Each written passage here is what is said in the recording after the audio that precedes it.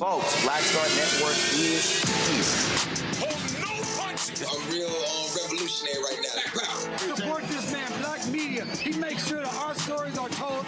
Thank you for being the voice of Black America, Roland. Stay black. I love y'all. All momentum we have now, we have to keep this going. The video looks phenomenal. See, there's a difference between Black Star Network and Black-owned media and something like CNN. You can't be Black-owned media and be scared. It's time to be smart. Bring your eyeballs home. You dig?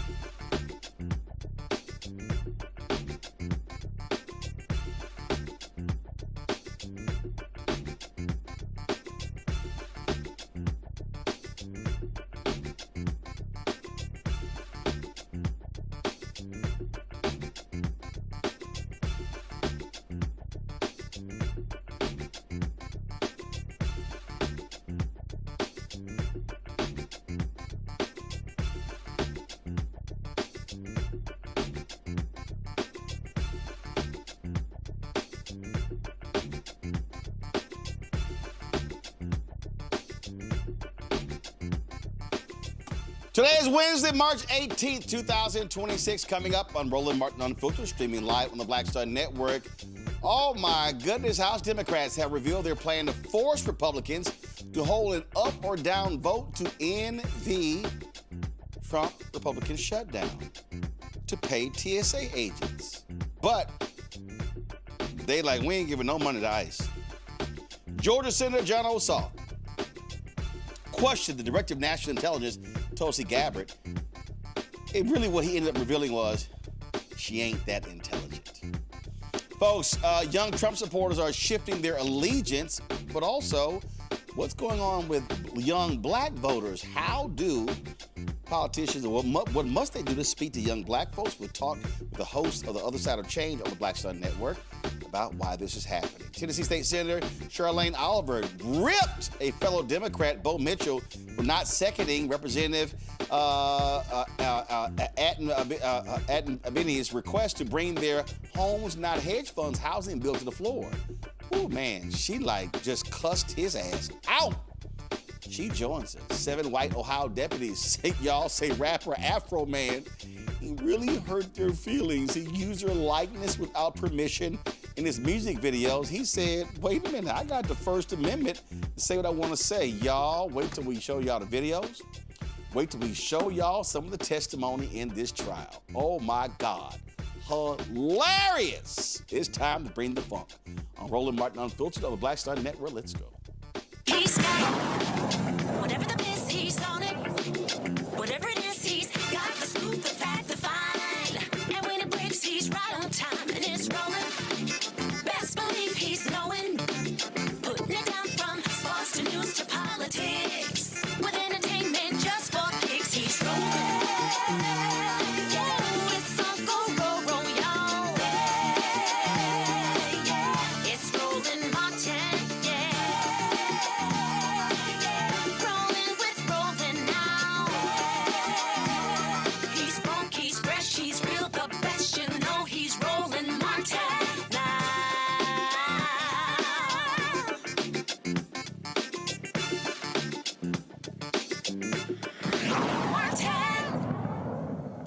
Republicans keep saying Democrats are to blame for the long lines at airports because they will not fund a bill to fund the Department of Homeland Security because that includes ICE.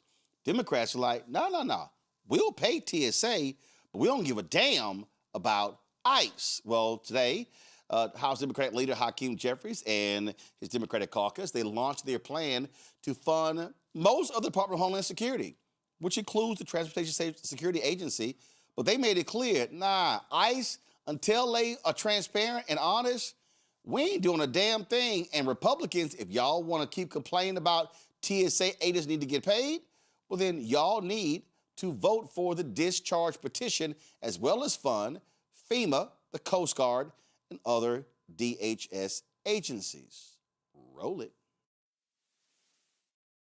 We are gathered today on the Capitol steps in support, strong support, of paying TSA agents. Making sure that FEMA and the Coast Guard and our cybersecurity professionals who are keeping us safe are supported and can be put back on the job with pay. This is day 33 of the Trump Republican shutdown of the Department of Homeland Security. Why is this happening? It's because Republicans have decided to force TSA agents to work without pay, inconvenience millions of Americans across the country, and create chaos at airports rather than get ICE under control. That's what's happening right now in this country. And it's time for Republicans to stop holding the American people hostage to their extreme immigration agenda and to put the American people first. It's time to pay TSA agents, and it's time to pay them now. We believe in this great country of ours that taxpayer dollars should be used to make life more affordable for the American people, not to brutalize or kill them, which is what ICE has been doing. And so we have a choice. We can fund TSA, fund the Coast Guard, fund FEMA, fund our cybersecurity professionals, or continue to allow ICE to brutalize and in some cases kill American citizens, or to violently target law-abiding immigrant families. America deserves better than what we're getting from Donald Trump and extreme MAGA Republicans. And so we stand here today united, understanding that the country is at a crossroads. As Democrats, we want to move America forward. Republicans are trying to turn back the clock. We're working hard to bring people together. Republicans are tearing America apart. We want to make life more affordable for the American people, because America right now is far too expensive because of toxic Republican policies. Housing costs out of control, healthcare premiums out of control, gas prices out of control, electricity bills out of control, grocery costs out of control. America is too expensive, and Democrats are fighting hard to make life more affordable. Folks, my panel, Brian Shapiro, host of Pushing the Limits. Joining us from Los Angeles, Joy Cheney, founder of Joy Strategies out of D.C. Glad to have both of y'all here. Listen, Brian, smart politics. And here's what's crazy. Democrats should have been using the discharge petition a long time ago. It is an effective weapon when you're in the minority to force a bill to the floor. And again, there are vulnerable Republicans who don't want to look stupid voting against the bill to fund TSA when people are waiting in long lines. Yeah, I agree. I think this is a huge win for Democrats. Obviously, Hakeem Jeffries and many of the other Democrats in D.C. are not going to be funding ICE, or at least they're not going to do anything to help ICE. That's for sure. This is a win for Democrats. And, you know, the midterms are right around the corner. We see what's going on in this country when it comes to our economy and these TSA agents. It's horrible. And they just had to deal with this not that long ago. Same deal. So I feel for them and what Hakeem Jeffries is doing. This is what I want to see from him. This is leadership. And this makes the Democrats look good, but this is also what the Democrats want. They want to be able to allow these people to put food on the table. They want these people to be able to get the checks that they deserve, while at the same time not funding ICE. And I think this is, like I said, Roland, I think this is a win-win. And I saw Hakeem Jeffries' comments live. I thought he did a really, really good job. And it was nice to see. And I think the American people are with him. Most of the American people are with him on this one. How could you not be? You know, Joe, a lot of people complain, and they have been complaining since last year, about the leadership of Democratic leader Jeffries, saying, oh, my God, he's not the person for this moment. And I have consistently said to people that for the first 9 months or so, 2025, Democrats were sort of like, where do we go? What do we do? They were all over the place. But it was the government shutdown that gave them their sea legs, when they were able to lock and load on the issue of health care. And since then, between that, the Epstein files, we could go on and on, they've been doing this. And so I think people need to understand something, okay? Do you want this, you could say, I want this charismatic person who's driving messaging to be the leader. But they don't understand the Democratic leader is actually somebody who knows how to marshal the forces internally. And so the public doesn't quite understand, look, you may want this great spokesman, but that's not always the person who knows how to pull and keep folks together internally. That's right. I mean, first of all, it's good to be on with you gentlemen. I worked for Harry Reid when I first worked in the Senate. He was certainly not, Kennedy orator. He was not orator. He was not as eloquent as some. Girl, stop being so nice. That man was boring. He was not. Boy, if Harry Reid was your definition of electrifying, that means you were in a coma. Exactly. But exactly. he knew how to wield power. Correct. And he was very powerful and very effective. And he would marshal those who had bigger voices, right? But what he did behind the scenes is what ultimately put wins on the books, right? For Democrats, and brought back a House and Senate that would then ultimately bring us in Barack Obama. So, those things and the Affordable Care Act and so on and so on.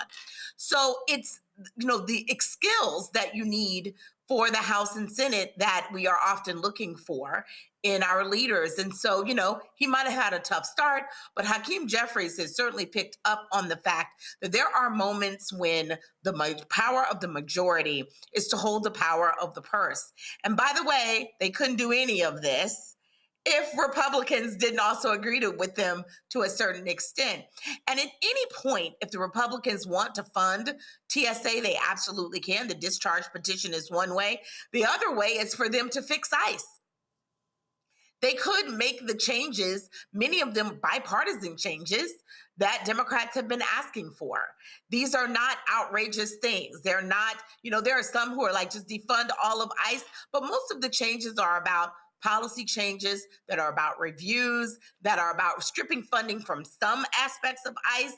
There are really some moderate positions that are out there, and the Republicans are having none of it. They will not come to the table. So when you're not doing that, then the other side has no reason to come to the table on you. Bullying always has a limit. Donald Trump is realizing that. The Republican caucus is realizing that. They need to fund TSA. Right. And not fund ICE. All right, so y'all might have heard Brian laughing or chuckling. We were talking about Harry Reid. His show, Pushing the Limit, airs on KSHP there in Las Vegas. He's on from 12 to 2. So, Brian, you were laughing about that. And again, Harry Reid was not, he was not exciting you when he spoke. And there are a lot of people. Donald Trump. I hear people who complain about they don't like Jeffrey's hand movements. They don't like all of this. But here's what he's doing. He is putting Republicans on the defense. So if you're a Republican, and you've been whining and complaining about long lines in TSA, he's saying, okay, here's the deal. All right? Because Democrats have already put forth various bills. Republicans have blocked in the Senate. What he's now saying is, okay, House Republicans, y'all now got to be on the record. So what you going to do? You going to say no? Or you going to say don't fund FEMA? Don't fund TSA? Don't fund all those other agencies except ICE? What y'all want to do? And if they vote no, they can't now try to put it on Democrats. Oh, it's your fault. No. We put the bill on the floor. What you going to do? But Roland, it can't stop. Democrats need to continue to do this. Hakeem Jeffries needs to continue to do this. Listen, we're spending $2 billion a day on an ill-advised, illegal war. Hakeem Jeffries needs to continue to do. I like what I've seen from him lately, but I want to see consistency. As you guys said, he got off to a little bit of a rough start. This needs to continue into the midterms, and it needs to continue into the 2028 presidential elections to not allow a MAGA Republican ever to get back into the White House. You need to talk about the war. You need to talk about the fact that they're taking food off the table, not just for TSA agents, but 20 million people, Medicaid. They're losing their Medicaid coverage. Millions of people losing their food stamps, helping the poor. This is something that the Democrats need to focus on and need to continue the messaging because, as you know, Donald Trump's poll numbers right now, not very good, in the high 30s or so. Among independents, I think the last stat I saw was around 26% approval rating for Donald Trump. Hakeem Jeffries, you need to put the pedal to the metal. The Republicans are in a really bad spot right now, and rightfully so. There's a lot of Americans that are unhappy with the war. They're unhappy with the economy, not just TSA agents, people all over the country, small business owners. Yes, I like what I'm seeing from Hakeem Jeffries. And yes, you're right about what you said about Harry Reid. I interviewed him a number of times, the late Harry Reid. Listen, I like the guy. He was quite boring. I'll be honest with you. He wasn't a very charismatic figure. He would always talk to me, Roland, about his amateur boxing days back in the day. He loved to talk boxing. But you know what? Harry Reid did a lot of good for a lot of people.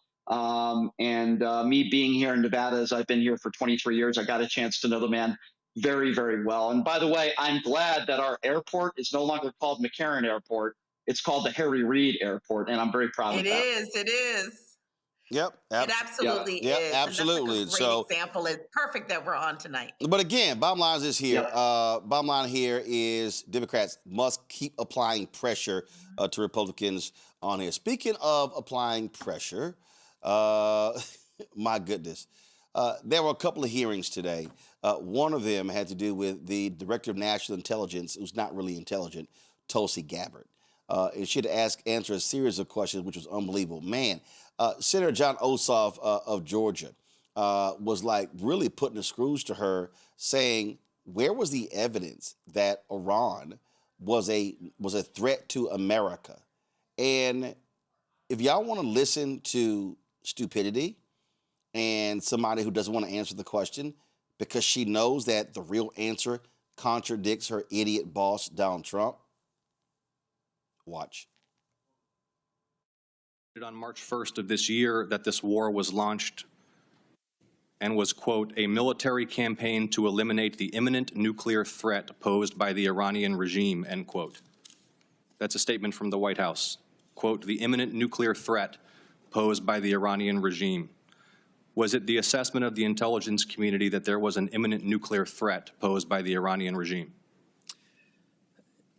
The intelligence community assessed that Iran maintained the intention to rebuild and to continue to grow their nuclear enrichment capability. Was it the assessment of the intelligence community that there was a, quote, imminent nuclear threat posed by the Iranian regime, yes or no? Senator, the only person who can determine what is and is not an imminent threat is the president. False. This is the worldwide threats hearing where you present to Congress national intelligence, timely, objective, and independent of political considerations. You've stated today that the intelligence community's assessment is that Iran's nuclear enrichment program was obliterated and that, quote, there had been no efforts since then to try to rebuild their enrichment capability. Was it the intelligence community's assessment that nevertheless, despite this obliteration, there was a, quote, imminent nuclear threat posed by the Iranian regime? Yes or no? It is not the intelligence community's responsibility to determine what is and is not an imminent threat. Okay. That is up to the president based on a volume of information it is precisely that he receives. It is precisely your responsibility to determine what constitutes a threat to the United States. This is the worldwide threats hearing where, as you noted in your opening testimony, quote, you represent the IC's assessment of threats. You are here to represent the IC's assessment of threats. That's a quote from your own opening statement. And so my question is, as you're here to present the IC's assessment of threats, was it the assessment of the intelligence community that, as the White House claimed on March 1st, there was a, quote, imminent nuclear threat posed by the Iranian regime? Yes or no? Once again, Senator, the intelligence community has provided the inputs that make up this annual threat assessment. You won't answer the question. It is the nature of the imminent threat that the president has to make that determination based on a collection and volume of information and intelligence that he is provided with. You're here to be timely, objective, and independent of political considerations. Exactly what I'm doing. No, you're evading a question because to provide a candid response to the committee would contradict a statement from the White House. That child is trifling. Brian? Oh, my gosh. I have a lot to say about this.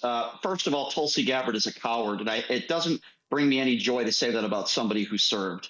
That's number one. Tulsi Gabbard, 10 months ago, as you recall, Roland, under oath, said that she had no reason to believe in our intelligence that they were furthering their nuclear capabilities. She said that under oath 10 months ago. Then what happens? Donald Trump bombs Iran. We obliterated their capabilities. That's what we were told 8 months ago. So we obliterated their capabilities again?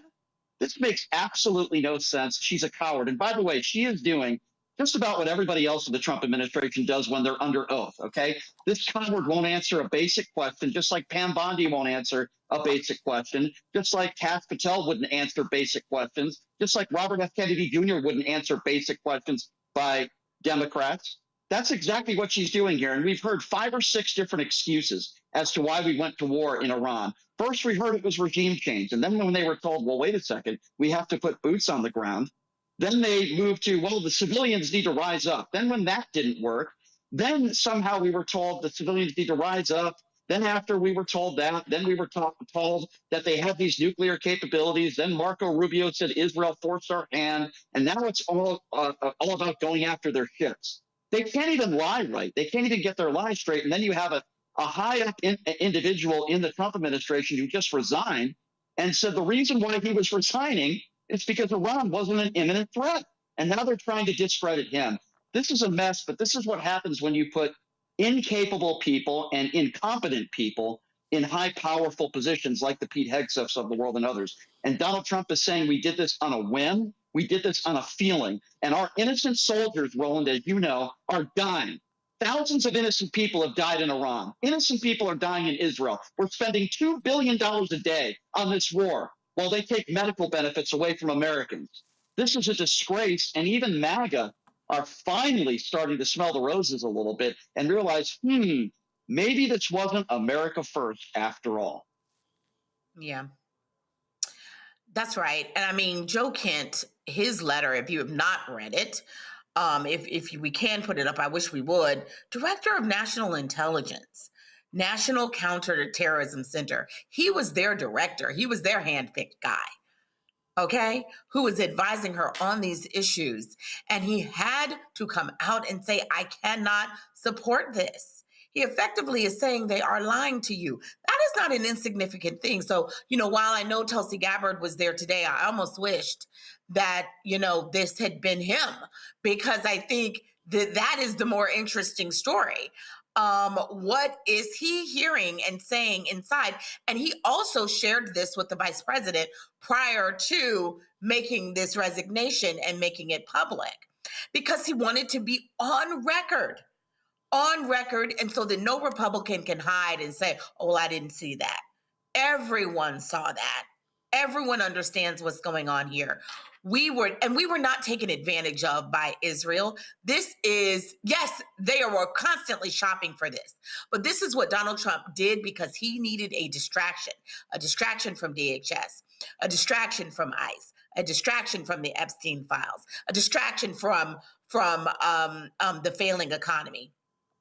And he's willing to put American lives at risk in exchange. And kudos to the rest of the world, and kudos to the American people who are saying, no, we don't believe you. We see with our own eyes what this is. And his own people, finally, they're starting to come forward. And Tulsi Gabbard is an example of not just what happens when people are incompetent, but also what happens when people are compromised.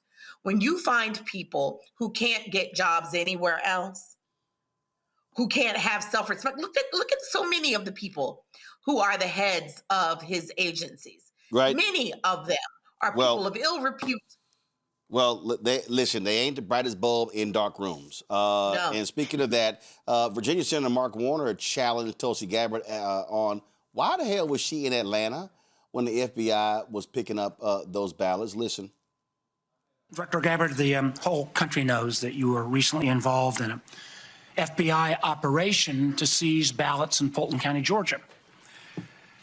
Yet this was despite the fact that the warrant showed no foreign interference or nexus. Matter of fact, the warrant was based entirely on conspiracy theories that have already been examined and rejected repeatedly.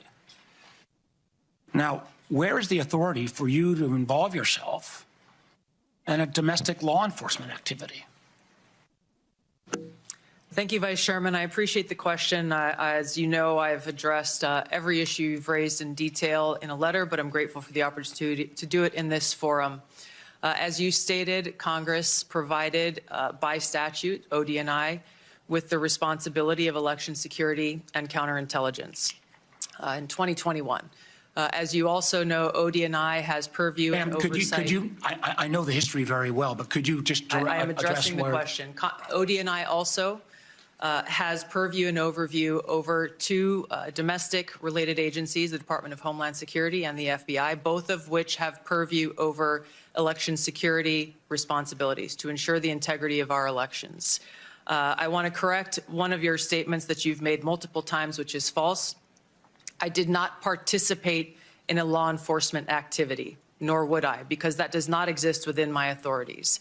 You were present on the scene. Are the photos of you on the scene false? I was at Fulton County, sir, at the request of the president, and to work with the FBI to observe this action that had long been awaited. I was not aware of what was in the warrant or was not in the warrant. And what was the president's specific request for you to go to? What was the specific request that was made by the president for you to show up in Fulton County? To go and observe the FBI's activities on this issue. So why? When you look at the fort, your question, sir. Do you have the answer why the president was knowing about this affidavit before it was even served? I'm not aware that the president knew about an affidavit before it was served. Then why was he sending you to Fulton County?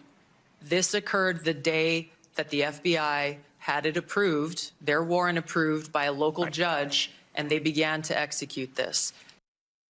And you just showed your ass up. I mean, come on.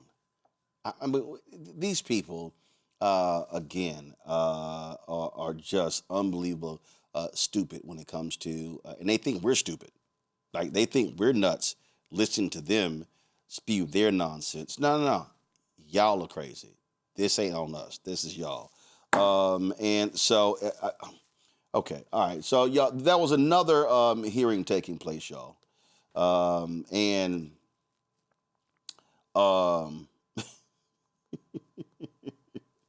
These folks are crazy.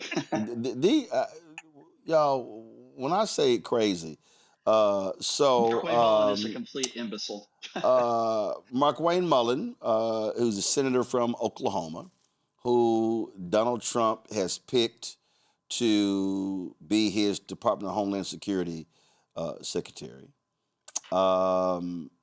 This fool here, y'all, was asked a number of things. And it got real chippy between him and Senator Rand Paul of Kentucky. And that's how things got kicked off. And when I say get your popcorn, if you missed it, I hope y'all enjoy this. Good morning, everyone. I entered the Senate the same year that Representative Gabby Giffords was shot. I knew then that the state of political rhetoric was encouraging violence. I think it's imperative now, more than ever, that the leaders in our country disavow violence and lead by example. Through the years, I've personally been exposed multiple times to political violence. I was in the right field batting cage when the crazed shooter unleashed nearly 200 shots at our congressional baseball practice. I'll never forget Steve Scalise valiantly trying to drag his body away as the gunman continued. Later that year, a Trump-hating felon attacked me from behind in my yard. I was just straightening up from picking up a tree limb. I was wearing noise cancellation headphones, never saw him coming, running pell-mell down the hill. I was struck in the back. The force of the blow sent us through the air nearly 10 feet, down the hill until his shoulder impaled me as we hit the ground. 6 of my ribs were broken. 3 of the ribs were completely separated, such that for weeks, the ends of the ribs would grind upon each other. My lung was damaged. For weeks, I could inhale but not have the rib strength to exhale. I developed 2 pneumonias. The pain was such that I could only sit up in bed by tying a rope to the foot of the bed and pulling myself up. But even then, the pain was that of 1,000 knives. Over the year of recovery, I began to cough up blood. I underwent removal of part of my lung. Complications led to an infection in the space between my lung and chest wall. I spent a week in the hospital having the infection lavaged every 6 hours through a chest tube. Recently, Senator Mullin, if you have time to listen, you were confronted by constituents that were angry because you voted against my amendment to stop all funding for refugee welfare programs. Instead of explaining your vote to continue these welfare programs for refugees, you decided to transfer the blame. You told the media that I was a freaking snake and that you completely understood why I had been assaulted. I was shocked that you would justify and celebrate this violent assault that caused me so much pain and my family so much pain. I just wonder if someone who applauds violence against their political opponents is the right person to lead an agency that has struggled to accept limits to the proper use of force. You might argue you were mad and upset about being confronted by your constituents. But Senator Mullin, your constituents are justifiably upset with you. By now, most of America knows that the Somali welfare fraud in Minnesota stole over $9 billion. But instead of defending your vote, you took to continue the vote to continue these refugee welfare programs.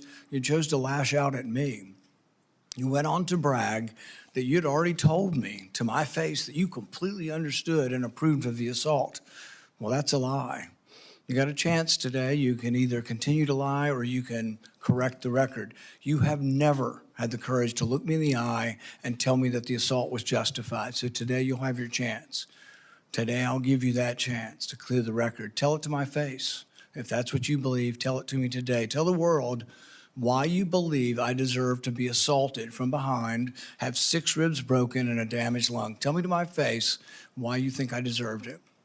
And while you're at it, explain to the American public why they should trust a man with anger issues to set the proper example for ICE and Border Patrol agents.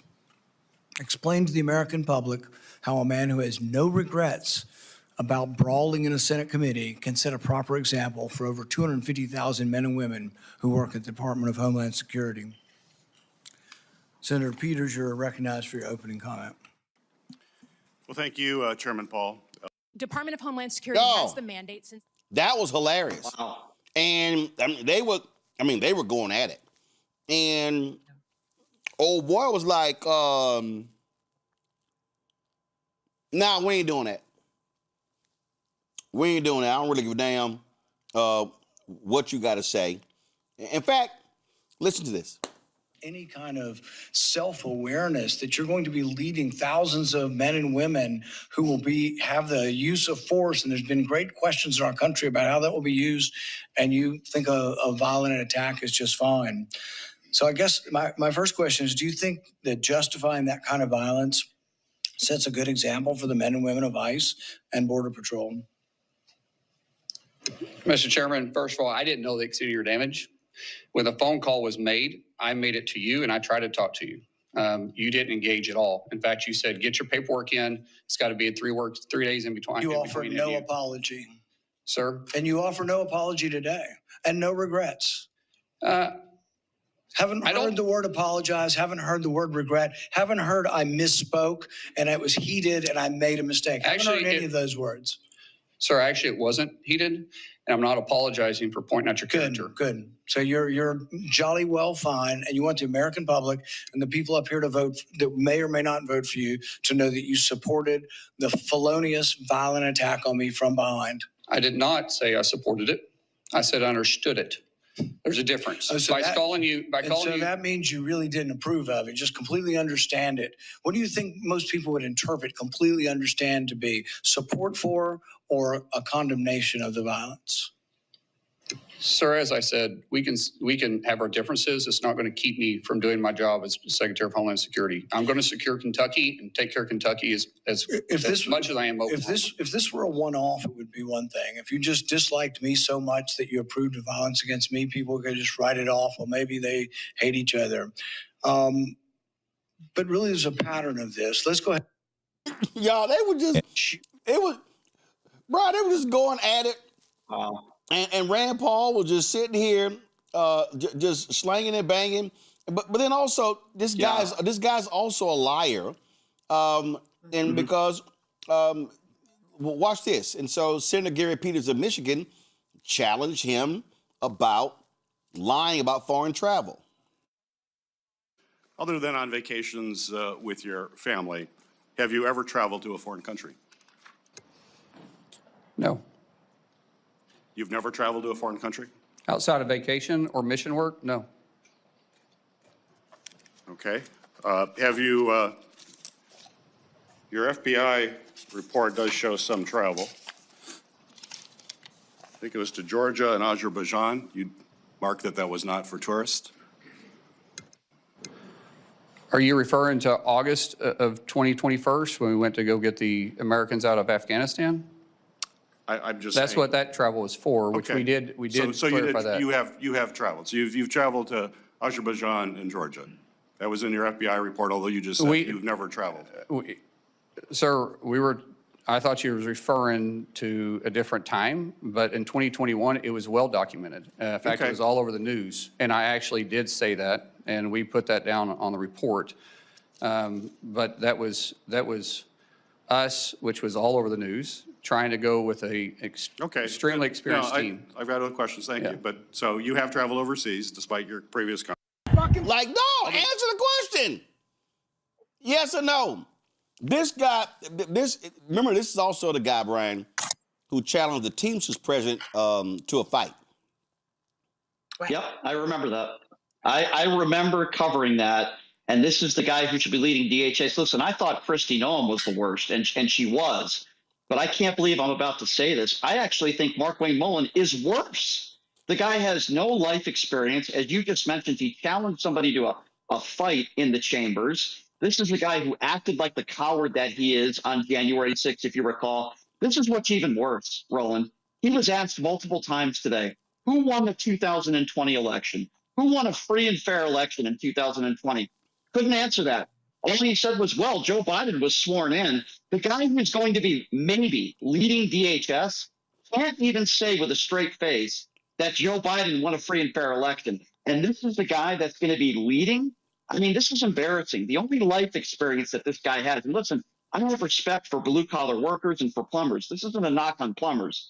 But the only thing this guy has ever done in his life with little education is take over his dad's plumbing business. And this is the guy that we should be listening to about foreign policy on Fox News. This is the guy who's going to be leading 250,000 people. This is a joke. I have a feeling that Rand Paul probably won't be voting for him. I rarely ever, agree with Rand Paul on a lot of different issues, but certainly I agree with him here. The guy was beaten to a pulp. And you have Markwayne Mullin who won't even apologize. I understand. This is the type of rhetoric that got us into January 6th. I understand why people did that. I understand why they were so upset. I understand why they beat police officers with their own batons, hostages, patriots. I just cannot believe that these are the people that are going to be in these powerful positions. I don't even know how this guy got elected to begin with. There's a lot of idiots who voted for this guy. I'm sorry. I don't know how anybody like this can get elected. And I'm going to give this guy the award for maybe the dumbest person in Washington, D.C. There are people that are smart people that are bad people. And then there are people like Markwayne Mullin who are bad people and extremely dumb. He is an extremely stupid individual, and he's a liar. And I think he's actually more dangerous to this country in this position than even Kristi Noem was. That's my personal opinion. And I can't believe I'm saying that, but that's how I feel. Remember, Markwayne Mullin is also, y'all remember this happened here. Go to my iPad. When Congressman Al Green held up the sign, that was Mullin who was trying to snatch it from him, and they had words. So that happened right there. Yeah. Which is a violent he's act, got anger issues. right? Right. Yeah. He has anger issues. That was a violent act, right? He created apprehension in Congressman Green. He tried to physically take something away from him. That is not behavior that we want in anyone in a position of power. It's okay to have passion. Violence is totally unacceptable. Again, I agree with my co-panelist here. Not a big Rand Paul fan. Definitely don't think he should have been attacked in any way, shape, or form. That a member of his own party, and really any member of the Senate and leader, would go out there and tell others that they understood why he was attacked. We expect our leaders to rise to another level and say, you know what, no, we don't believe in violence, political or any other kind. That's never acceptable. And then when given an opportunity to, because people do, Rand Paul can be infuriating. People do make mistakes. Then you correct it. You say, you know what, that was crazy. I misspoke. I apologize. And a real man always can apologize. What I don't understand about these people is that they don't seem capable of maturity. A mature person understands how to get themselves out of a bad situation, even one where they're asked an awkward question about their boss and whether you won the election. The answer is, Yes, he did. He lost. The other guy won. He was, we're moving on from that. Furthermore, the most concerning thing about the whole hearing for me was not these political, hijinks. It was that he did not make any commitments to make any significant policy changes to ICE. This is a problem. He seemed to be focused on getting ICE out of the news, but that's not what we're looking for. Mm-hmm. It's not just getting ICE out of the news. It's improving the way ICE is enforcing immigration in this country. Well, bottom line is unacceptable. Bottom line is what we're dealing with here is another nut case. And listen, they're at home in this administration. All right, got to go to a break. We come back. Lots to talk about. Y'all, I cannot wait to talk about this Afroman defamation case. Oh, the videos are amazing. And a decision has been rendered in the case. I'll tell you about that. Folks, you're watching Roland Martin Unfiltered on the Black Star Network. Don't forget to support the work that we do. Join our Bring the Funk fan club. Our goal is to get 20,000 of our fans contributing on average $50 each a year. That's $4.19 a month, 13 cents a day. You support this show and the other 5 shows here on the Black Star Network. Use the Stripe QR code. You see it right here. Use that if you want to use Cash App. That's also credit cards. Checks and money order. Make it payable to Roland Martin Unfiltered. P.O. Box 57196, Washington, D.C. 20037 0196. PayPal, R Martin Unfiltered, Venmo, RM Unfiltered, Zelle, Roland at RolandSMartin.com, Roland at RolandMartinUnfiltered.com. Back in a moment. With medicine and science under attack, I want to keep you and your family informed and healthy. I'm Dr. Ebony Hilton, and I knew at the age of 8 that I wanted to be a doctor. So I studied hard and became the first African-American female anesthesiologist hired at the Medical University of South Carolina since its opening in 1824. And I always say I was made into a doctor, but I was born to be a mom. And as a new mom, wife, sister, daughter, and friend, I understand how frightening a medical crisis can be. I care for individuals on some of the worst days of their lives, and it's my mission to provide you with a safe space to gain clarity on issues affecting your mind, body, and soul. I recognize that there are health disparities, particularly as it pertains to race, and I want to help bridge the gap between you and your healthcare providers. Join me every Thursday for Second Opinion on the Black Star Network, where each week I'll invite experts from various medical fields to share the latest health news. We'll discuss topics such as the vaccine debate, mental and sexual health, medical bias, infertility, menopause, andropause, nutrition, and aging. Together with my medical colleagues, we aim to provide you with a second opinion. Don't miss it, Thursdays only on the Black Star Network.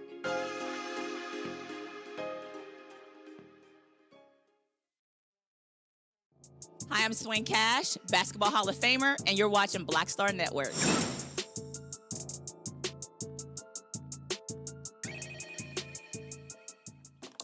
Folks, in Illinois, Lieutenant Governor Juliana Stratton has won the Democratic primary for an open U.S. Senate seat. If elected, she will become just the 6th black woman in United States Senate history and the 4th African-American in Illinois. 3 of those were elected. She was backed early by Governor J.B. Pritzker. She beat out 2 sitting members of the U.S. House to advance to the November general election against Republican nominee Don Tracy, the former state party chair, in a very, very blue state. I'm Juliana Stratton. I'm so proud to serve as your Lieutenant Governor. And I am humbled and honored to stand before you tonight as your Democratic nominee for the United States Senate. We did it. Tonight we showed what's possible when you listen to the people and give the people what they want. You got it. She was opening after a longtime Senator Dick Durbin decided to not seek re-election. All right, I just love it when folks just go ahead and just say what's on their mind. Tennessee Democratic State Senator Charlene Oliver, man, did she go there. She's putting her own party on notice. So, y'all, Oliver took to her social media to blast fellow Democratic State Representative Bo Mitchell after he supported blocking her bill. The bill was the Homes Not Hedge Funds Act. It died in a House subcommittee after Representative Bo Mitchell refused to second the motion. While Mitchell called the measure Trumpian in nature, Oliver, who had already secured bipartisan support in the Senate, says he killed the bill because he was petty. Okay. Here is the post. She posted this on Facebook as well as on her Instagram page. She got right to the point. Fuck you, Bo Mitchell. That's a quote. That is a quote. She was there. Senator, y'all, we have Senator Oliver. All right, Senator Oliver. Well, you dispensed of all niceties. There's nothing nice about what the world we're living in right now. So I don't have time for the games. And I don't care if you're Republican or Democrat. There are people in my district and across Tennessee who are begging for something like this, a bill like this to pass. Affordable housing is a real crisis in Nashville, where I represent. I represent a district that is cost burdened by rent. And Bo Mitchell, my colleague, Democratic colleague, blocked progress.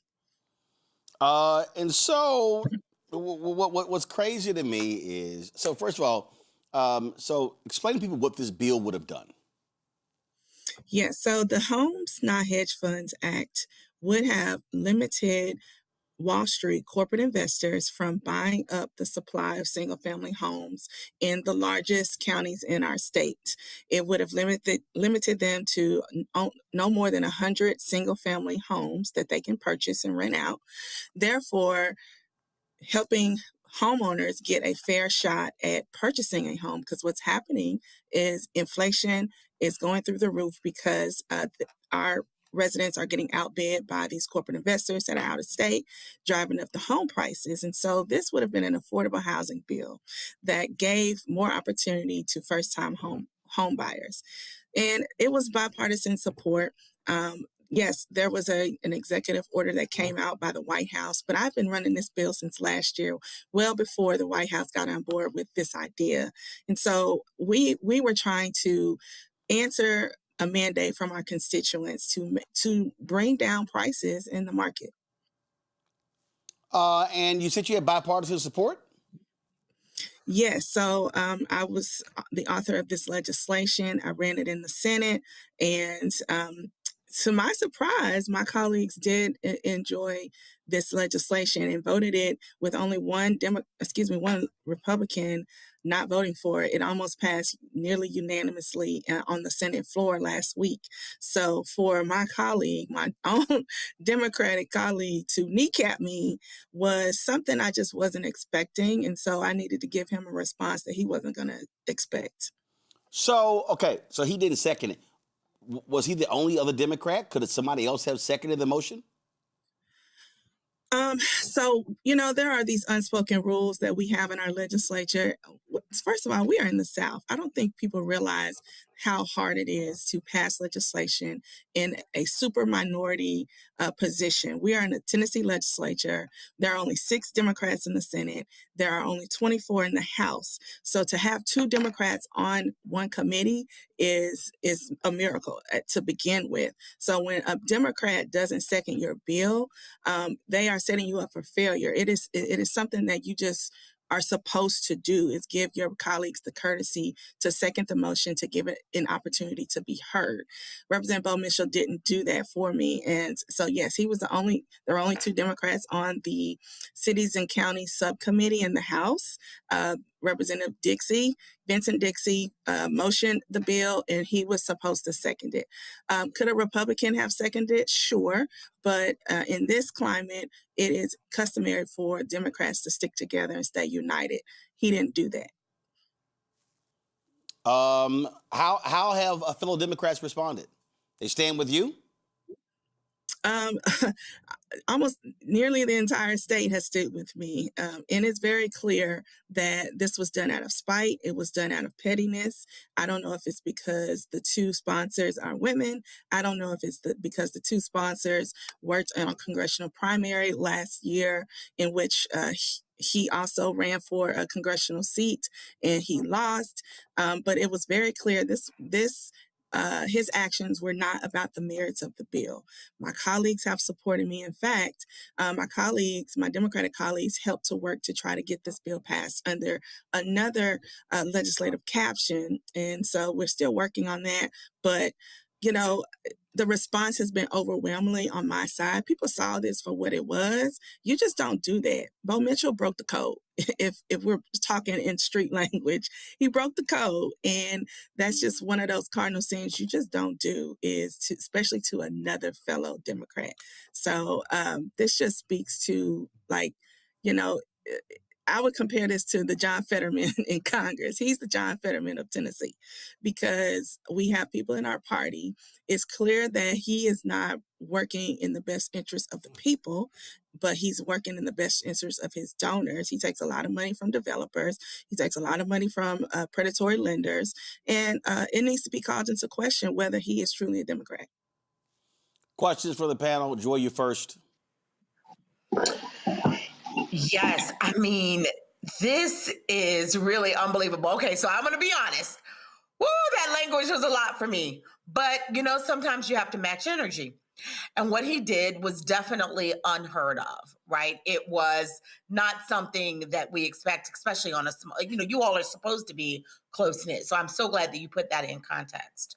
You know, what are the next steps for you? And also, what is the state Democratic Party saying about whether they can support him going forward? Because didn't he run for Congress?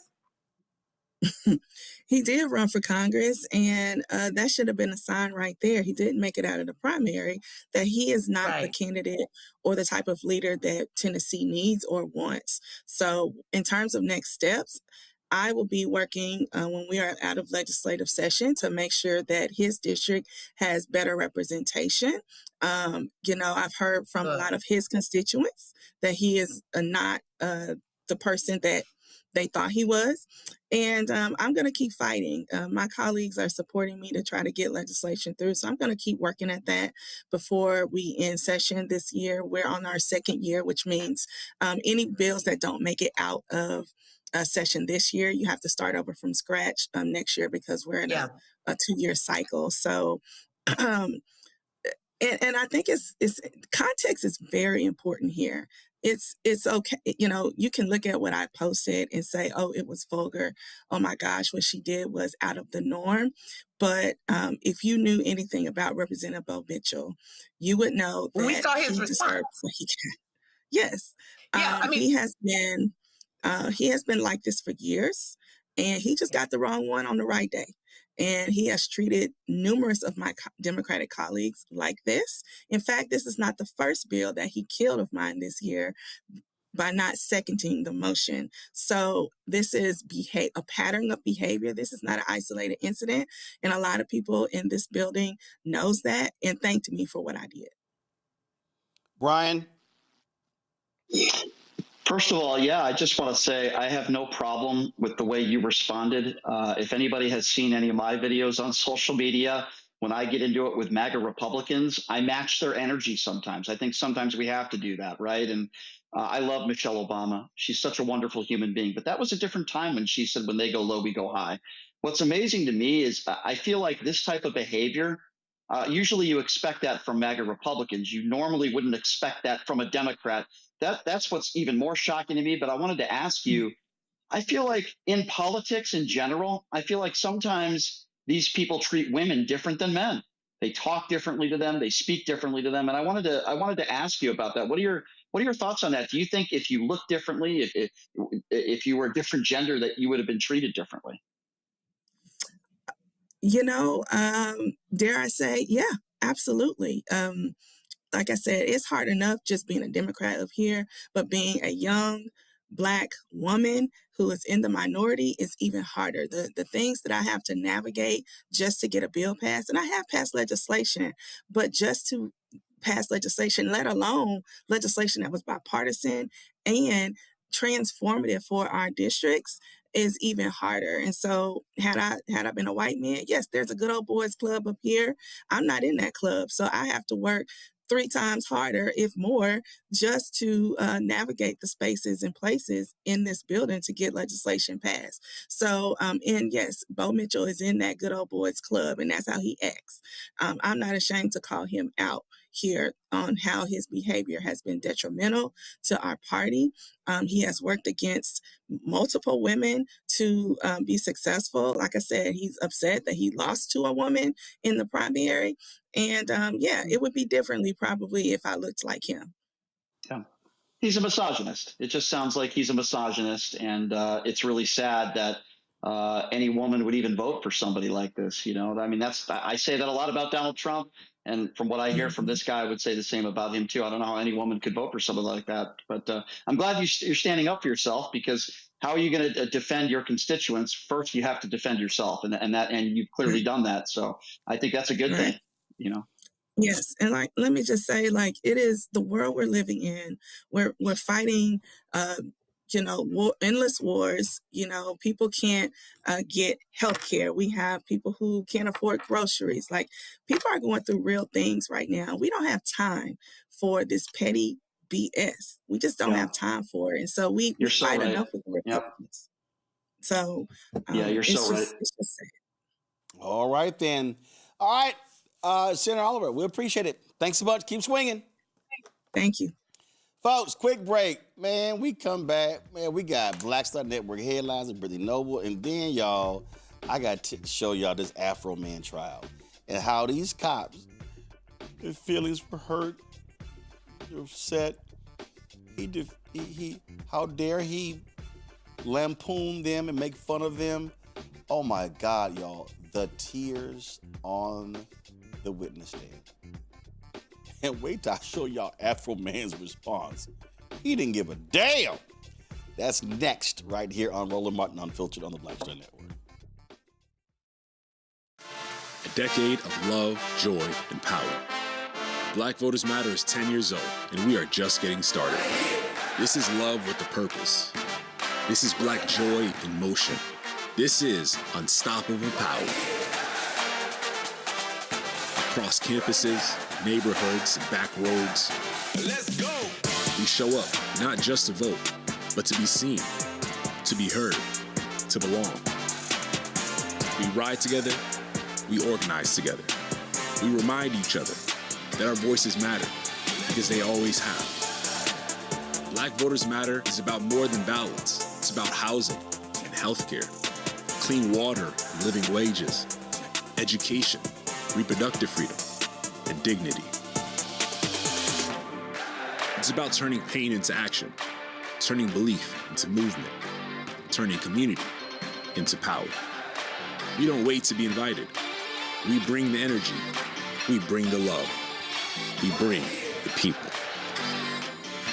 Because when Black communities come together, we don't just survive, we thrive. This is how change happens. This is how history moves. We organize, we build, we win. What's up? It's Talib Kweli. I'm CEO. This is the Black Star Network.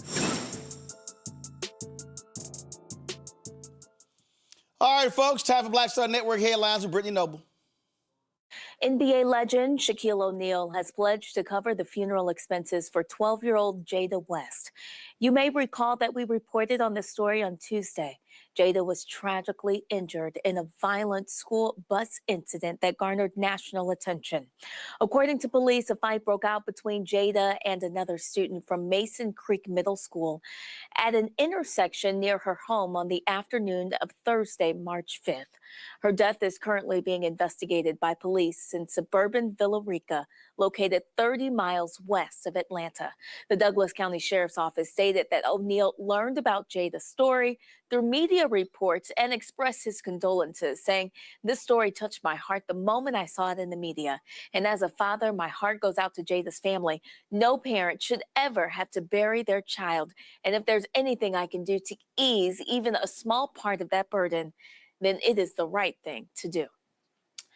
Well, a video recorded during a school game in Southwest Virginia has sparked outrage online after 2 white middle school students from the visiting team were seen waving a Confederate flag in the stands.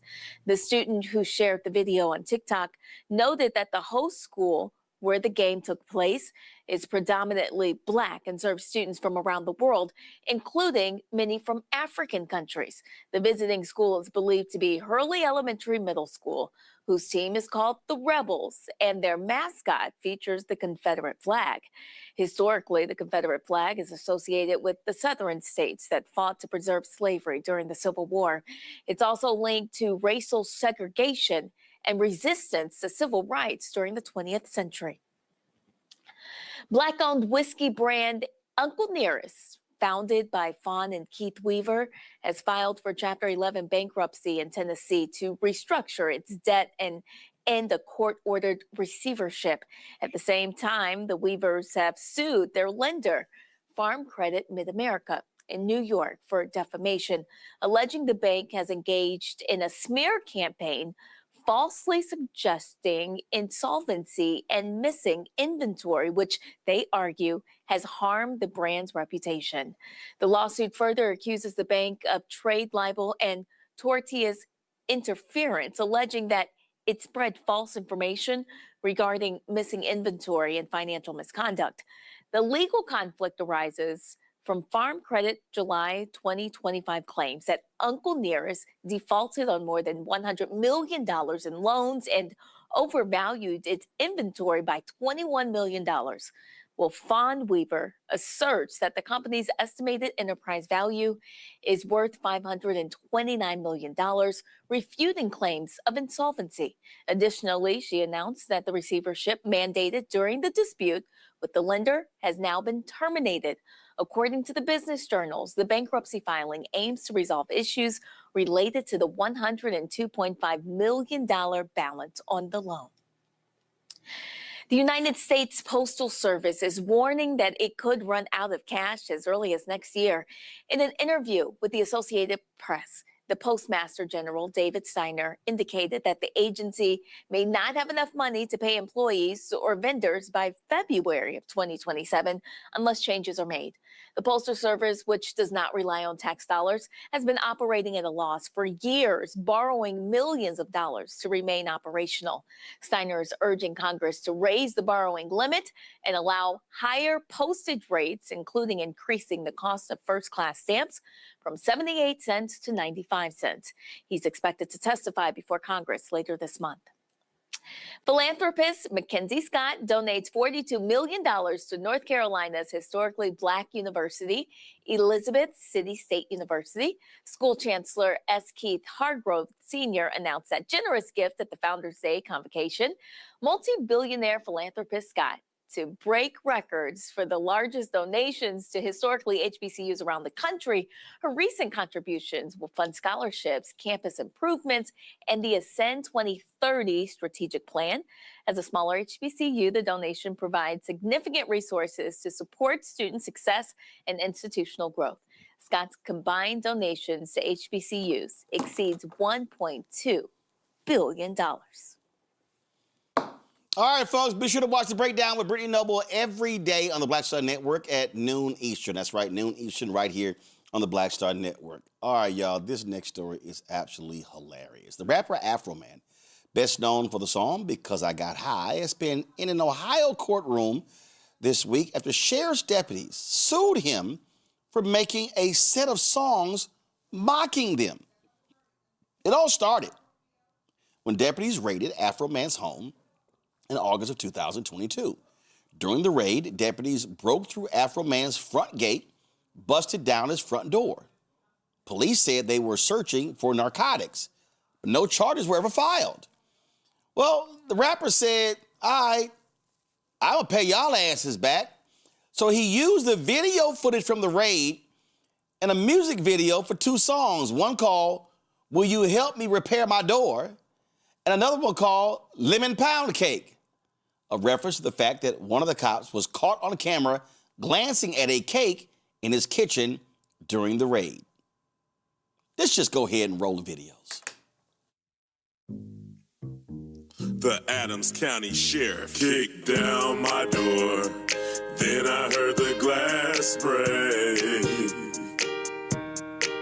They found no kidnapping victims, just some lemon pound cake. Mama's lemon pound cake. It tastes so nice.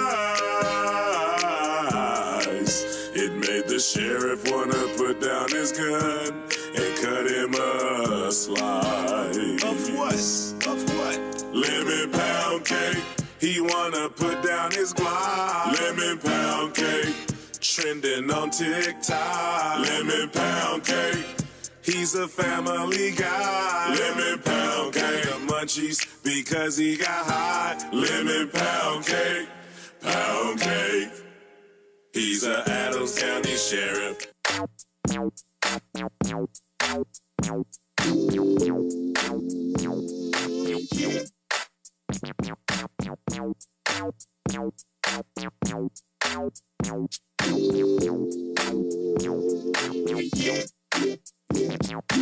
Randy Walters is the son of a bitch. Ooh, yeah. That's why I fucked his wife and got filthy rich. Ooh, yeah. Randy Walters is the son of a bitch.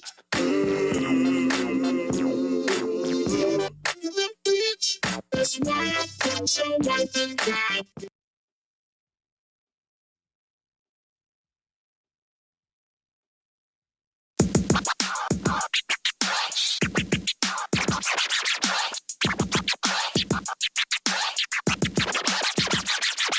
The British are coming, the British are coming. Hide your money, your kids and your woman. White supremacists on my premises. What is this? A racist feminist? Why you disconnecting my video camera? Why you disconnecting my video camera? Why you disconnecting my video camera? We ought to throw crooked cops in the slammer. Why you disconnecting my video camera? Why you disconnecting my video camera?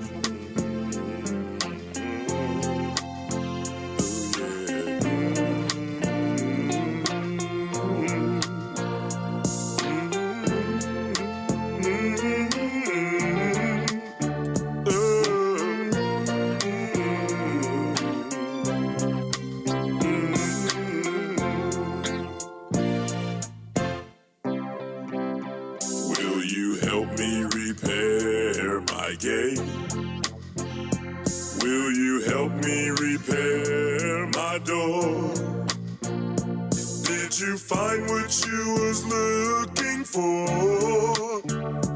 Will you help me repair my gate and door?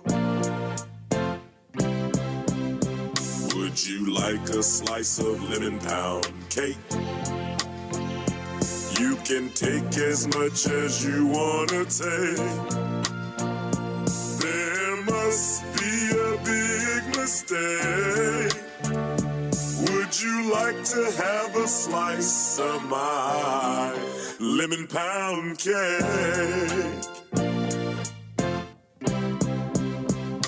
The warrant said narcotics and kidnapping. The warrant said narcotics and kidnapping. Are you kidding? I make my money rapping. Why does the warrant say narcotics? Well, I know narcotics, but why kidnapping? Let me ask you something. Oh my God! Oh my God, y'all! Some of the testimony is hilarious. I want y'all to listen to this right here. Sean, you were called Officer Pound Cake by Mr. Foreman? Multiple times. Received hundreds of pound cakes at work from different people. And the context of that name comes from a music video that Mr. Foreman created, correct? I don't know where he got it at, but you'd have to ask him that question. The Adams County Sheriff kicked down my door.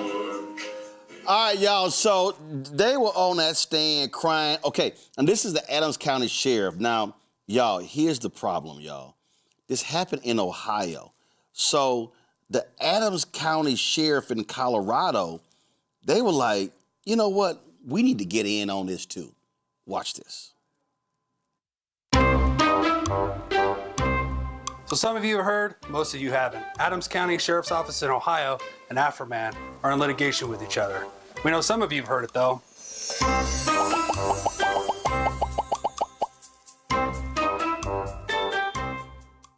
So we want to provide you a quick geography lesson. We are the Adams County Sheriff's Office in Colorado.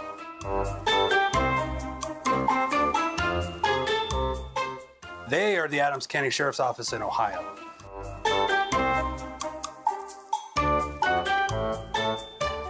So, before you start sending us messages, calling us, emailing us, DMing us, you may want to Google it.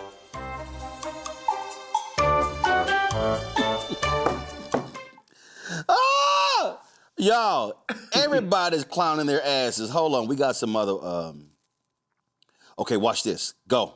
Receiving hairline or dipshit refers to, please? I'm sorry? What private fact of yours does that refer to? I mean, there's a picture of me, and let's see here, talking about,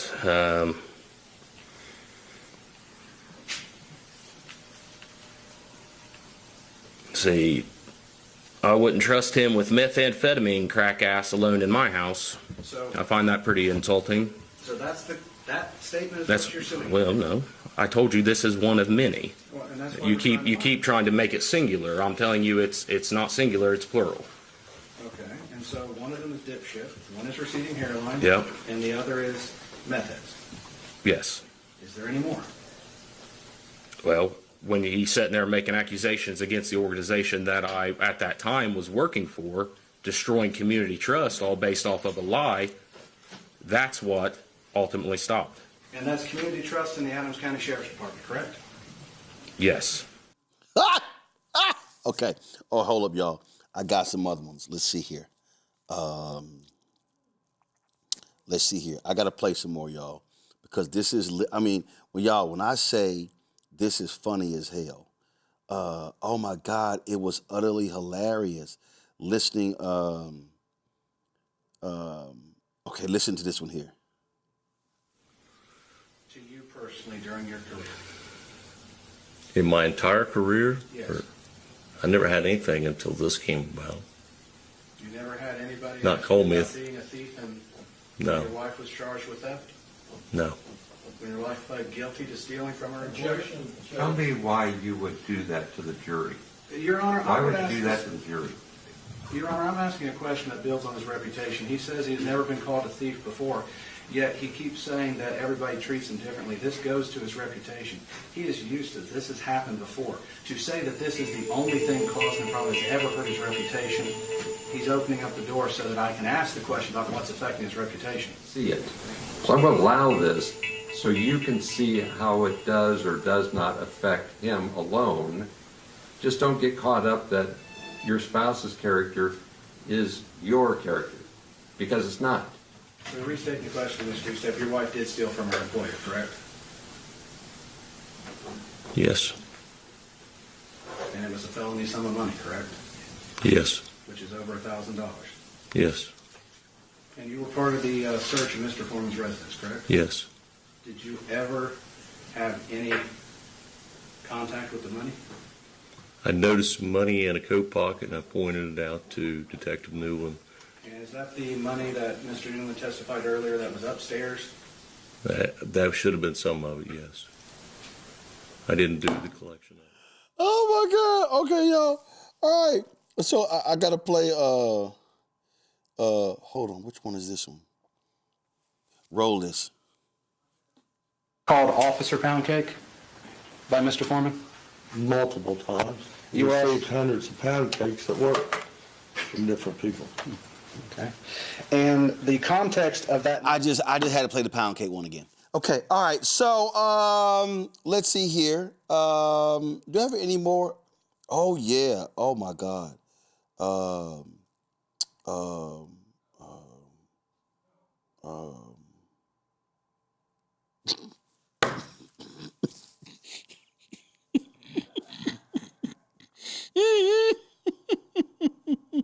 Rollers.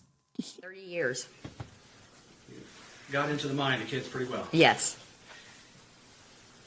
When they would play Mr. Foreman's song Lemon Pound Cake, did they take that as a literal fact from your observations? No. Were they laughing and joking about it? Oh, yeah. Absolutely. Are you familiar with the song WAP? I think I've heard it. Try that. I'm going to give you the complete song and then summarize it because I don't want to say it once. Are you familiar with the song Wet Ass Pussy? Yes.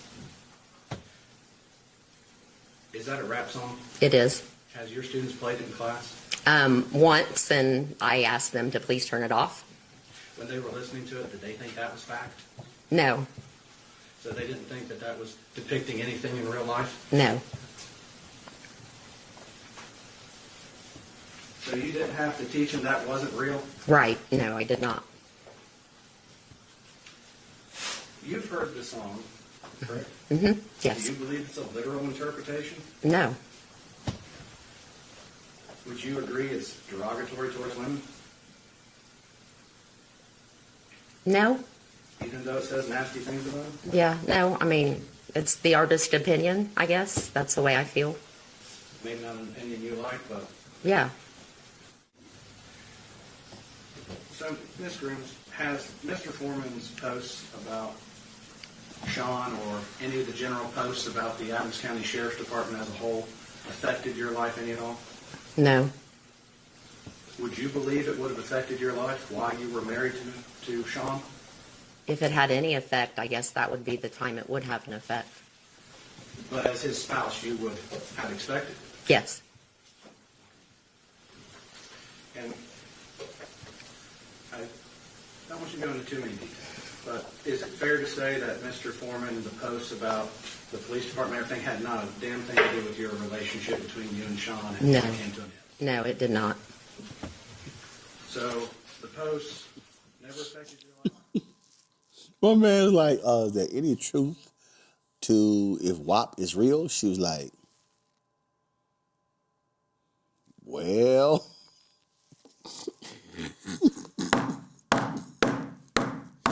Okay, all right. They had some closing arguments, and this is what the cop's attorney, let me find it, said in the closing arguments. Let me go ahead and play this, y'all. Listen.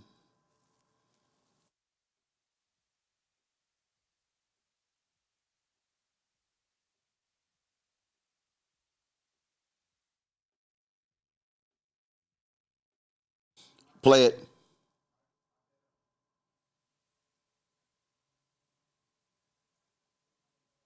All right, not sure why we're getting audio, because I got audio up. So he said, he was like, he posted that Lisa Phillips likes to have sex with other women. And if y'all rule in his favor, this is just going to be wrong. It's just going to be wrong.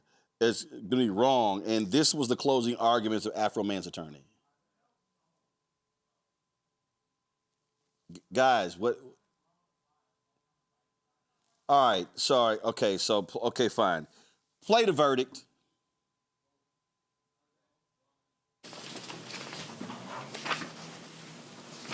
In all circumstances, the jury finds in favor of the defendant. No plaintiff verdict prevailed. So the matter will be concluded with defense verdicts. Thank you, Mr. Klingler. Thank you, Mr. Osborne. Thank you to the court staff and the Sheriff's Department for security in the building.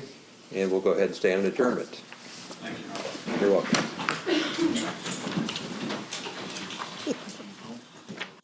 So they sued him for defamation. Afroman was like, "Yo, I'm gonna sit here,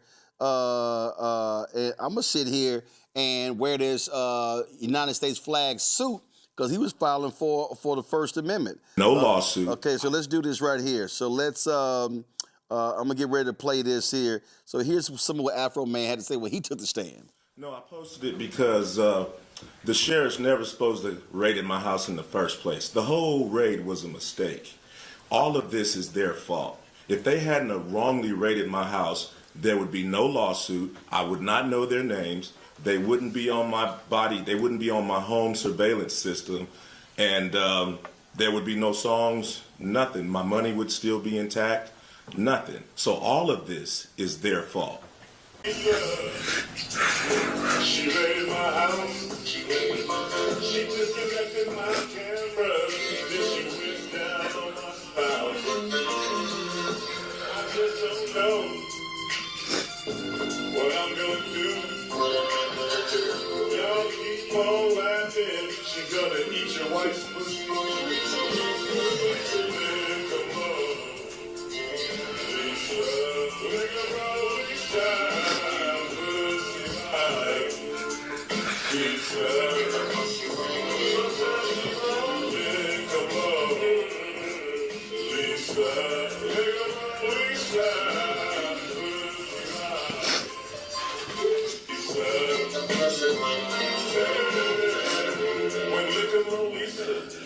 Joined the Adams County Sheriff's Department. Husband was complaining because she was munching on their wife's carpet. We so lick 'em slow, we so lick 'em fast. We so lick that pussy, we so lick that. Lick 'em up, Lisa, lick 'em up, Lisa.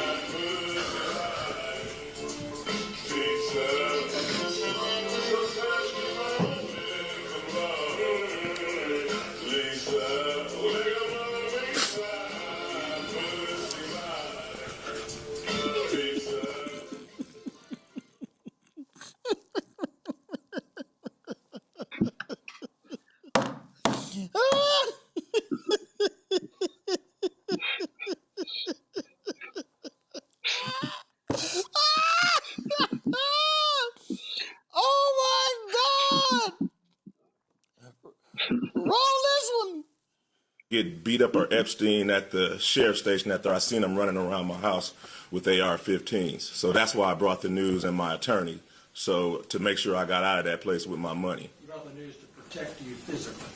Yeah.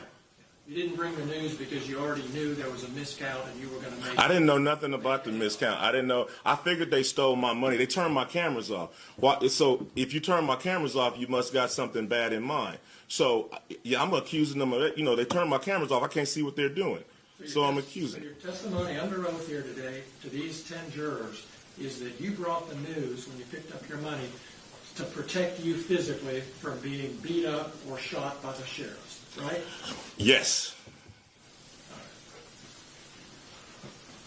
And they volunteered the information that the money wasn't right. That's just an extra something we found out. But I came with my attorney and the news to make sure the people running around my house with guns didn't take me into jail and do something.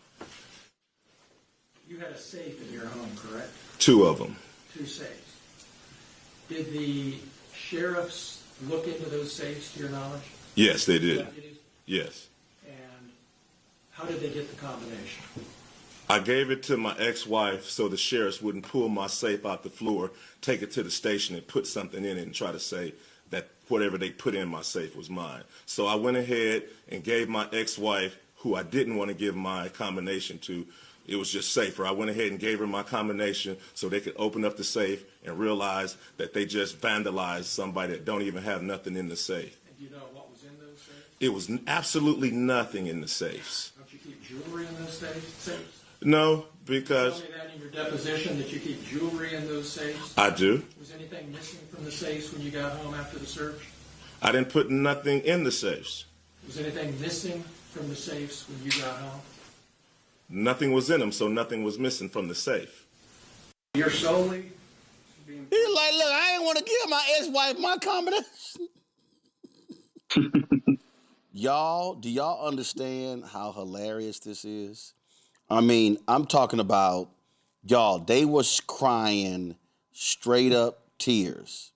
Straight up tears on the stand. And so this here, give me 1 second, let me set it up. This is Afroman outside the courthouse after the judge ruled in his favor. Yeah, we did it, America. Yeah, we did it. Freedom of speech. Right on, right on. Yeah, God bless America. Yeah, power to the people. Yeah, yeah, yeah, yeah, yeah. I understand that Negro had on he had on a U.S. flag suit, a U.S. flag tie. He had some U.S. flag shades. I mean, he's straight. And a fresh manicure. Hey, my dog was like, hey, I'm letting y'all know manicure. this trial is about the First Amendment, Joy. Do we have our guests? We got our guests. All right.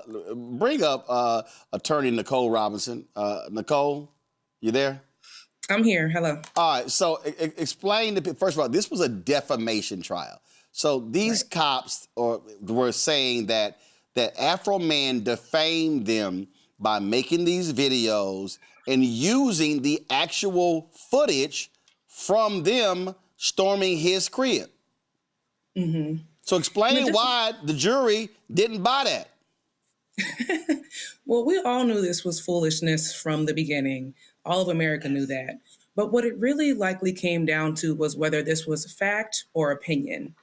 Now, there are a lot of things that courts and juries will consider when they're determining whether or not something that someone said was an opinion. For example, the context of the statement, whether it was a joke, the specific language that the person used. But here we see that Afroman was talking about cartoon characters and sexuality. None of that is fact. And even on the stand, they couldn't even say that those were facts. They all said that those were also opinions. So that's what it came down to. So is it because he was so outlandish and so over the top and so outrageous that they're like, no one would think there's a factual basis for the crazy stuff that he said?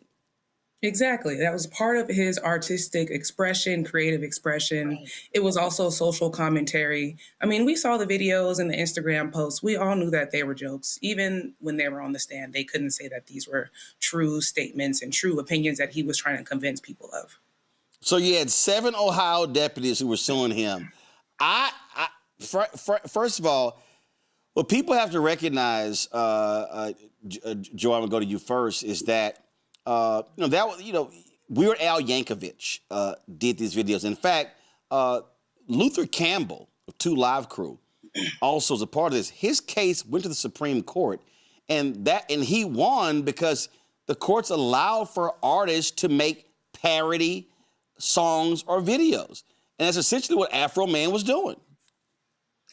Absolutely. And this is also the importance of having a good attorney. A good attorney is going to tell you, one, this is going to make matters worse for you because what was something that none of us knew about is now something everyone knows about. And, this is a rapper, an artist, exercising his First Amendment rights, but also we give artists even more leeway, right? And these are also police officers, many of them public figures. They were engaged in official acts. All of that is something that you consider. These are things that were recorded. They knew the cameras were there. They're engaging, and we should all be able to watch what law enforcement is doing, especially in your home. So he was using footage that was within his right to use.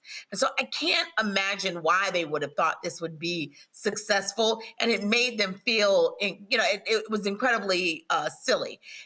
If I were advising Afroman, I would say leave people's wives alone. But for the rest, it was pitch perfect. Nah, he was like, nah, I'm hitting everybody. First of all, Brian, I love this look right here. This reminded me when Michael Irvin came into court with that mink coat on. My man got the white mink with the U.S. flag. I mean, my man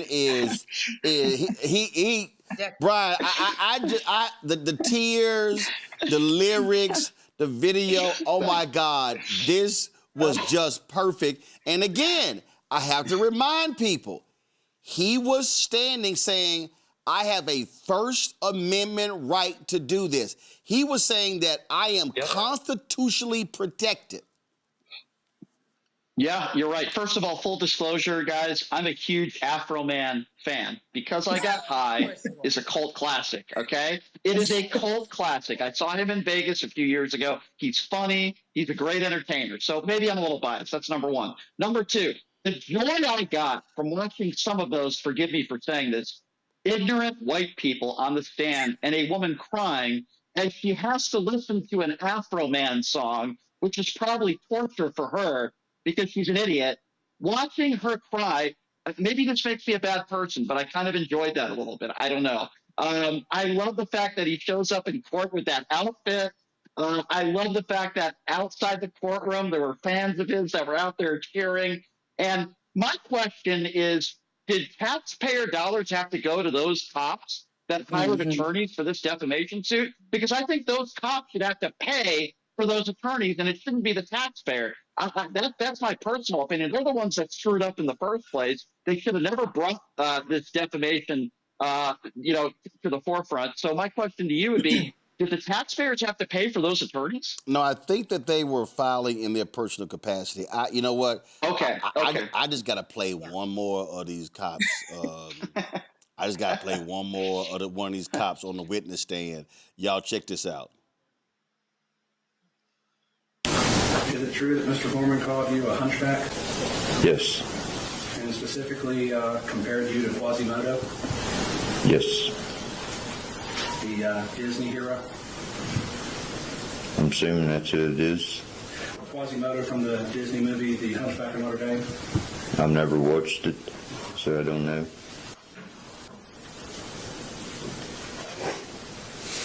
So you would agree that when a person says that someone's a crooked defense attorney, they're not meaning that I'm like a vine, they're meaning that as a opinion, correct?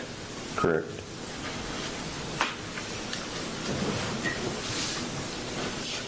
Would you agree that when someone calls you a thief, it might be an opinion of theirs? Can be, yeah. Same as if when people say crooked cops, it's just an opinion? Yeah. And so is your entire claim for false light that you were called a thief? Yes.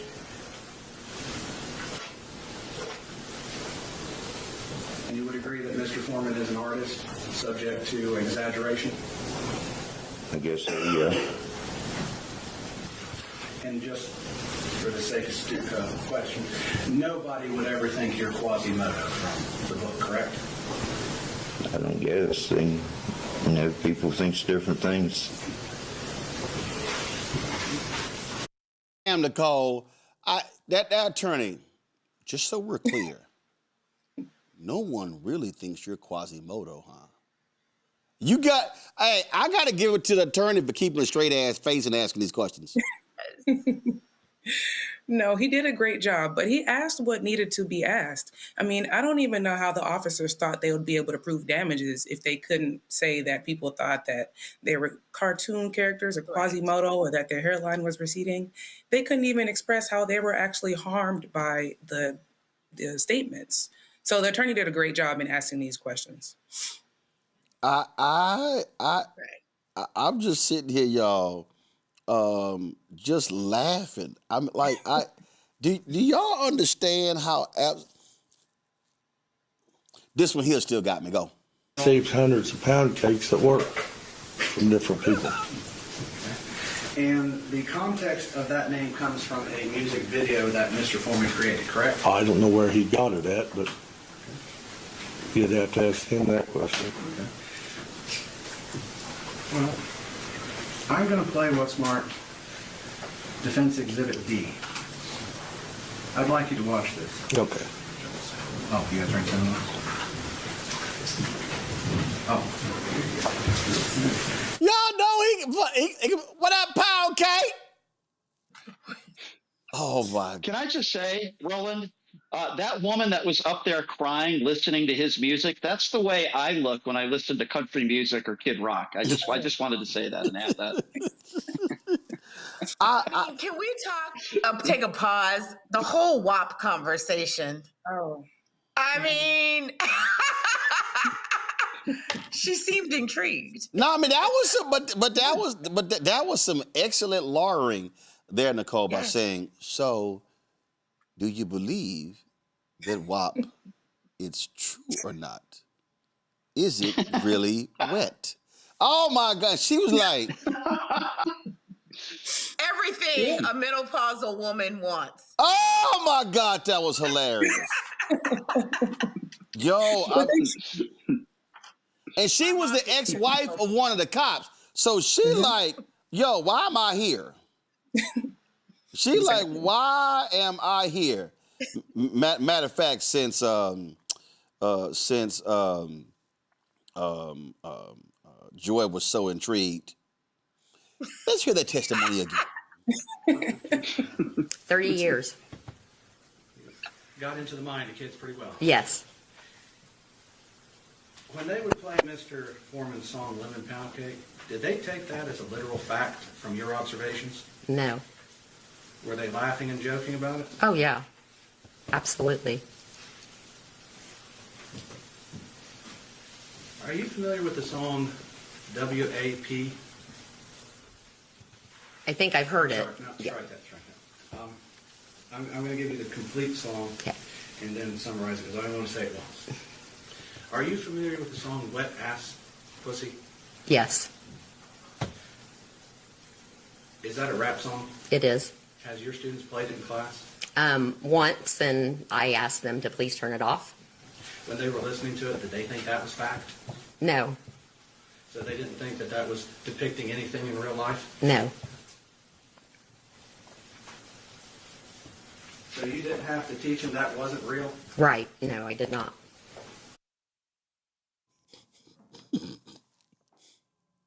So, ma'am, you did not have to teach them that wasn't real?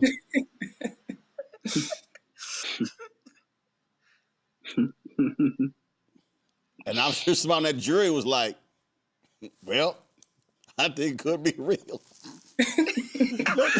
I wish it were real. Let me play the rest of it.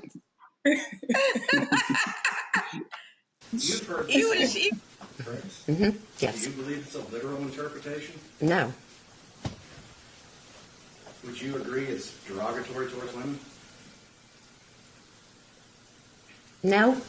Even though it says nasty things about them? Yeah. No. I mean, it's the artist's opinion, I guess. That's the way I feel. Maybe not an opinion you like, but... Yeah. So, Ms. Grooms, has Mr. Foreman's posts about Sean or any of the general posts about the Adams County Sheriff's Department as a whole affected your life any at all? No. Would you believe it would have affected your life while you were married to Sean? If it had any effect, I guess that would be the time it would have an effect.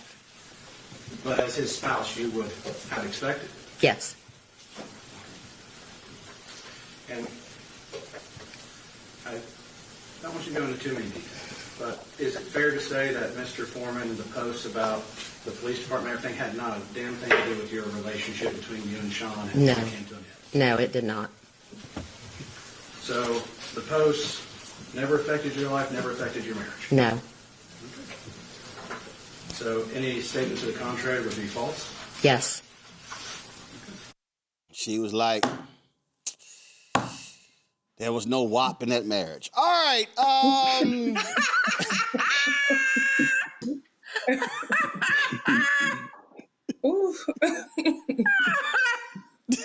Therein lies the problem. She like, that's why I ain't with him. All right. None of these men are listening WAPs. Oh my God. So, all right. So let me. Okay. So Nicole, again. So for people to understand, this is why if you're a singer or a rapper, you need to understand the law and how the law can save your ass when you drive. Like, we're used to diss songs and beefs and stuff along those lines. We got to understand what the law says when it comes to parodies. Exactly. And the good thing here is that police officers have limited protection when it comes to criticism. The Supreme Court has said over and over again that the American people deserve to know what's going on, what police officers are doing, because we all know They be running amok around this country sometimes.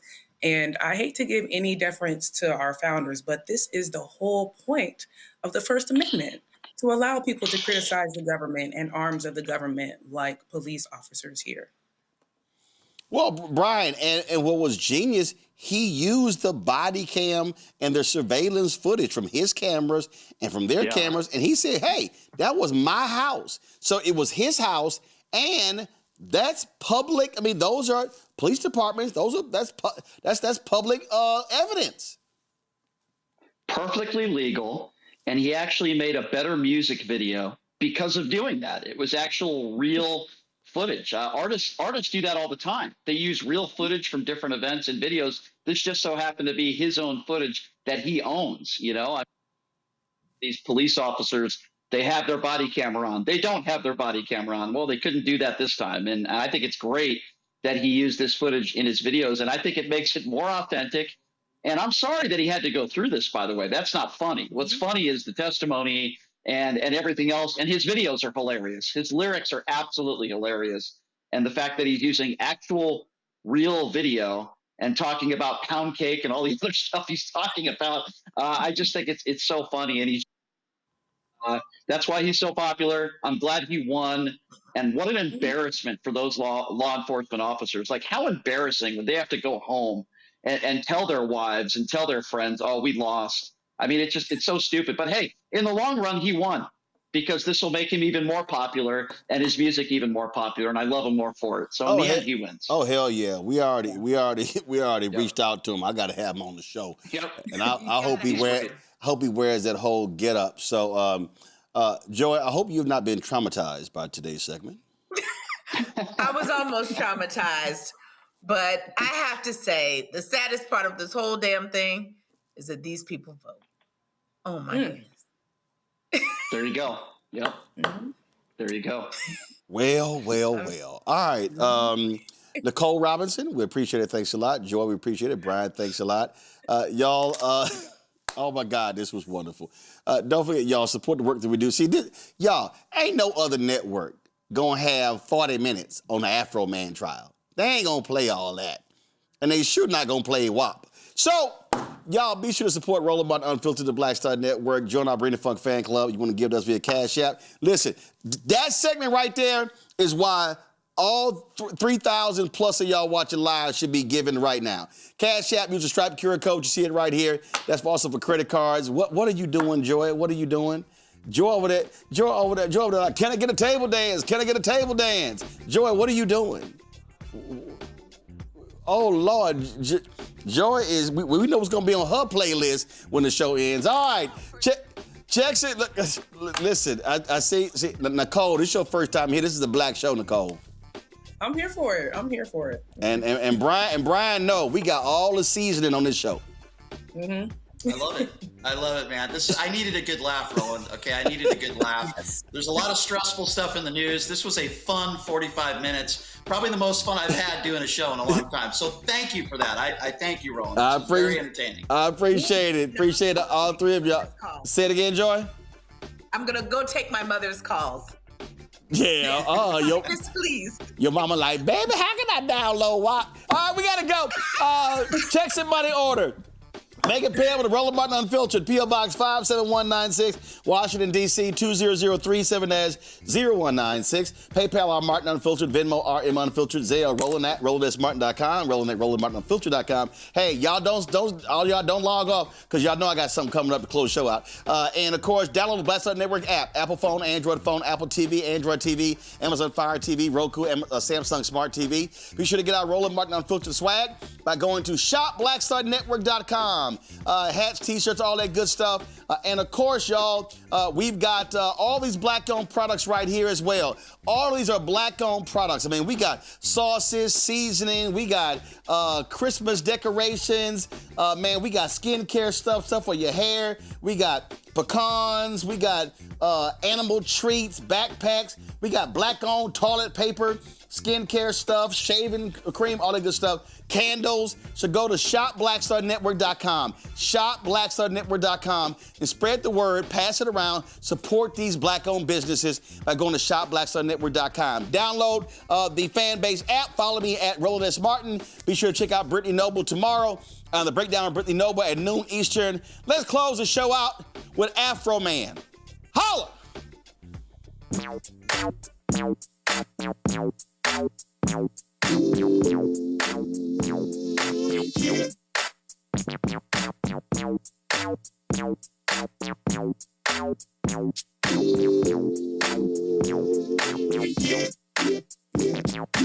Randy Walters is the son of a bitch. Ooh,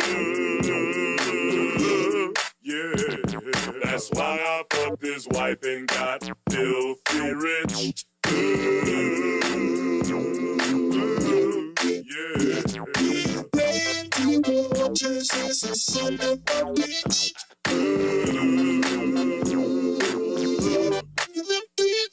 That's why I fucked your wife and got filthy rich. Hey Randy,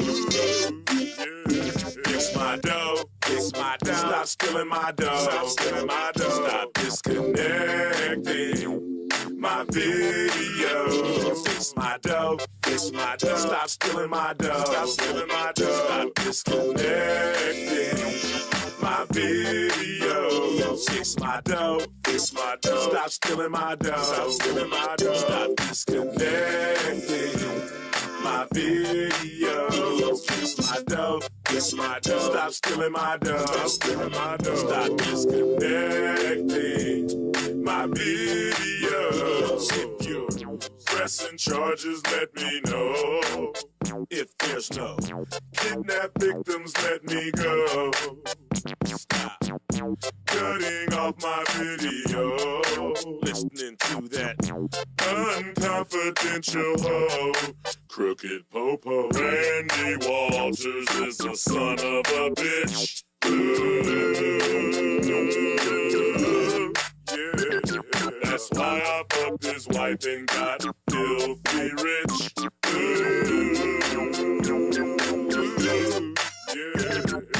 Randy Walters is the son of a bitch.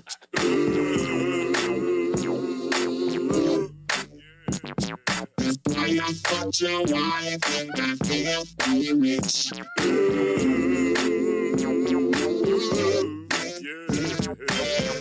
Randy Walters is so rotten. He's hooked on coke and Oxycontin. In Manchester long ago, he owed a drug dealer lots of dough. He tried to run like a track star. He got stuck trying to hide underneath the car. He became the chief of Manchester. Now Manchester is a disaster. He pulls you over. He steals your pills, your Oxycontin, and your dollar bills. He's a drug addict. He got fired. He went to Adams County. Somehow he got hired. Cow stealing Kimmy Rogers. He's a bullshitter. He needs to stop hiring criminals and knocking up his babysitter. Randy Walters is the son of a bitch. Ooh, yeah. That's why I fucked his wife and got filthy rich. Ooh, yeah. Randy Walters is the son of a bitch. Bitch. That's why I fucked your wife and got filthy rich. Hey Randy, fix my dough, fix my dough. Stop stealing my dough, stop stealing my dough. Stop disconnecting my videos. Fix my dough, fix my dough. Stop stealing my dough. Stop stealing my dough. Stop disconnecting my video.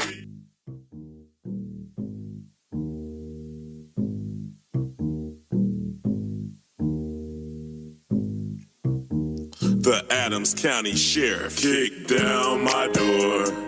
Then I heard the glass break. They found no kidnapping victims, just some lemon pound cake. Mama's lemon pound cake. It tastes so nice. It made the sheriff wanna put down his gun and cut him a slice. Of what?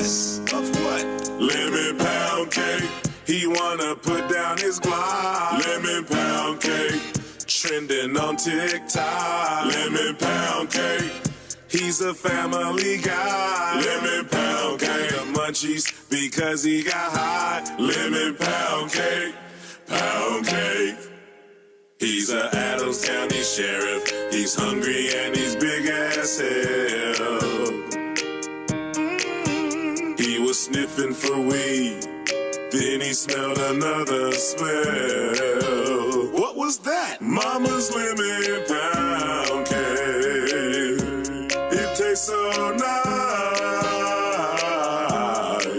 It made the sheriff wanna put down his gun and cut him a slice. Of what? Of what? Lemon pound cake. He wanna put down his Glock. Lemon pound cake. Trending on TikTok. Lemon pound cake. He's a family guy. Lemon pound cake. The munchies because he got high. Lemon pound cake. Pound cake. He sees my cake and my porno mag called Boom Boom. Something happened to his camera on the way to the evidence room. Mama's lemon pound cake. It tastes so nice. Make the sheriff wanna put down his gun and cut him a slice. Of what? Of what? Lemon pound cake.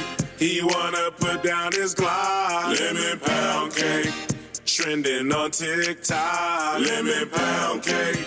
He's a family guy. Lemon pound cake. The munchies because he got high. Lemon pound cake.